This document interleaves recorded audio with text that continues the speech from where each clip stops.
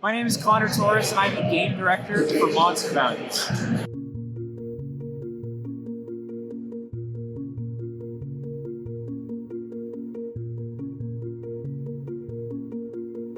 Our Games is a company I started 7 years ago. It was really just me and a laptop, but this past year I have developed it out to a team of 7. Worked really, really hard to make an awesome indie game that should be the ultimate horror kind of collaborative multiplayer game for people having slumber parties.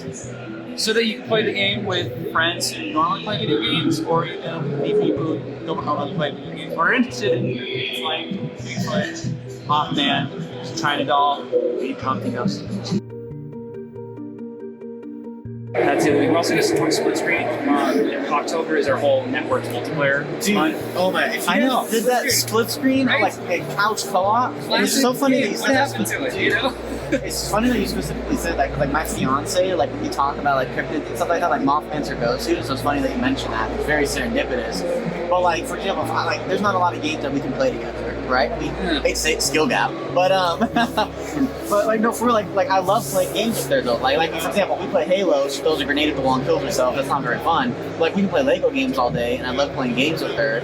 So it's like, oh, I can play this, and it's something that she likes. Because I mean, everybody finds cryptids interesting, right? At some point, are they there or not? So like having this is really cool. If we only want to be dedicated servers, which is Phasmaphobia, right? And by the way, you can't do crossplay on LAN, so we have very limited use for LAN nowadays, right? So we're all dedicated servers. Only downside is we have to pay for servers. So we better sell copies. Do you have to pay, or you could technically run a dedicated server on a, Locally? Locally, yeah. You could run a dedicated server locally, but that does authorize whoever's running the server to be the authority. You can shoot out his leg. You can shoot out his leg. And so I think, as ease of access to, as much community as possible, I think we should do LAN. Okay, Yeah, but sure. isn't LAN less secure? It's like It is less secure. We'll get into the I'll go into the differences. right? It's peer-to-peer, yeah. So, and there's a lot of issues with it. And it was horrible because you're DDoS. You're straight up connected to somebody, so they got like unrestricted access. You're safe basically. LAN is great for games like Civilization, where Connor and I decide we want to play it. I trust Connor trusts me. But like we had the same issue. Remember one time we had an issue with Civilization, and I had to open my port. It's very dangerous to keep your ports open, right? So there's. Well, we'll get into that after. So this I would say is the hardest part of multiplayer. This is the part where the last multiplayer project I was on, where they brought me in to revamp it. One of the issues is that they started with LAN and they wanted to go dedicated servers. Very, very different logic. And there's a ton of things we could do with multiplayer, like as Spartan developers, if we all have a base understanding of it.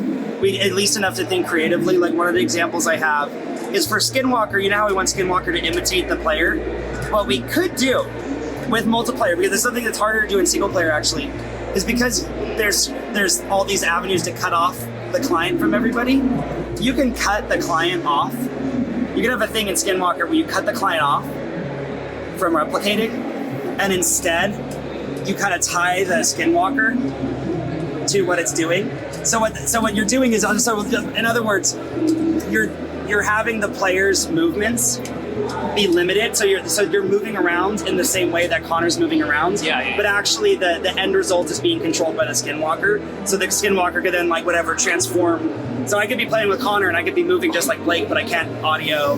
Yeah. Maybe I can't shoot, whatever I can't do, and we can control all that. And then all of a sudden, at a certain point, Skinwalker can decide to reveal himself, and it's next to Connor. That's something you could do in multiplayer. That's actually harder to do on single player because we'd have to build in all this logic, right?